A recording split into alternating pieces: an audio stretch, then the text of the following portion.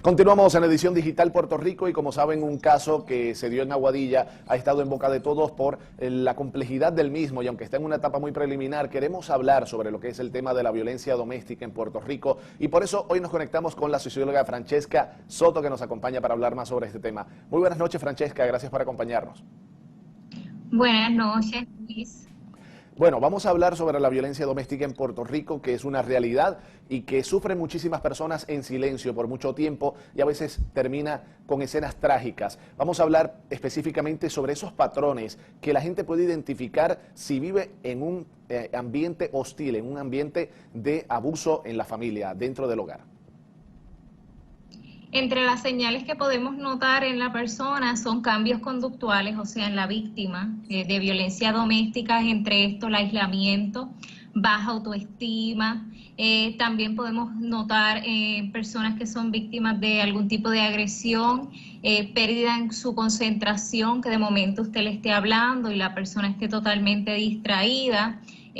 Puedes notar cambios físicos, o sea, que la persona se arregle menos, cambios en su manera de vestir y el aislamiento es una de las señales principales y ahora con esto del COVID-19, o sea, con la pandemia, es más complicado porque como las personas estamos en el hogar, pues las personas que sufren de violencia doméstica y violencia intrafamiliar, pues están encerradas con sus agresores, así que es bien difícil ahora que otras personas fuera de ese entorno lo identifiquen, que por lo general es quienes se dan cuenta, a veces son maestros, en casos cuando hay menores son los pediatras, también vecinos, así que al estar las personas dentro de sus hogares, pues es un poco más complicado ahora mismo la situación.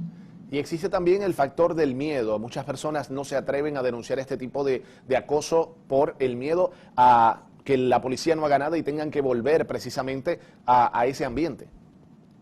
Sí, existe el miedo y también lo que pasa es que dentro de la violencia doméstica existe lo que se le conoce la indefensión aprendida o el síndrome de la mujer maltratada, que es bastante conocido, que es cuando la persona pierde esas esperanzas, porque a veces hacen el intento o tienen algunos planes y ¿qué pasa? Que ven que quizás carecen de apoyo. Porque dentro de la violencia doméstica hay una rueda del poder y control donde esa autoestima de la víctima está tan y tan lacerada, tan débil, que muchas veces el agresor, que también parte de la violencia no necesariamente es física, también es emocional, le dicen, a ti te va a salir todo mal, nadie te va a creer, tú no sirves para nada, o sea que hay esas microagresiones y esas agresiones verbales. Y entonces pues la persona se siente que quizás está mejor, por decirlo así entre comillas, con el agresor, pero es por esa indefensión aprendida, porque sienten que si dan ese paso,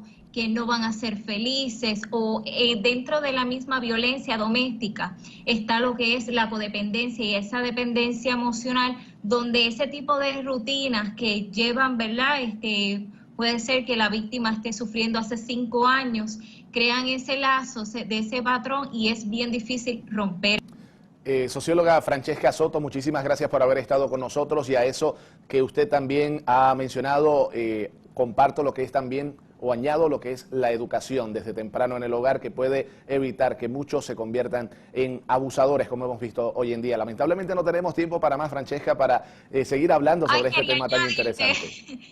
Me hubiera gustado añadirte que hay que romper con este patrón. ¿Por qué? Porque los menores, cuando hay menores en el hogar, aprenden esto y lamentablemente, pues, claro, en su futuro vuelven y caen con un agresor y hay que romper estos patrones que no son saludables. Claro que tengan todos excelente noche. Muchísimas gracias, Francesca, y nosotros pasamos nuevamente contigo, Amanda.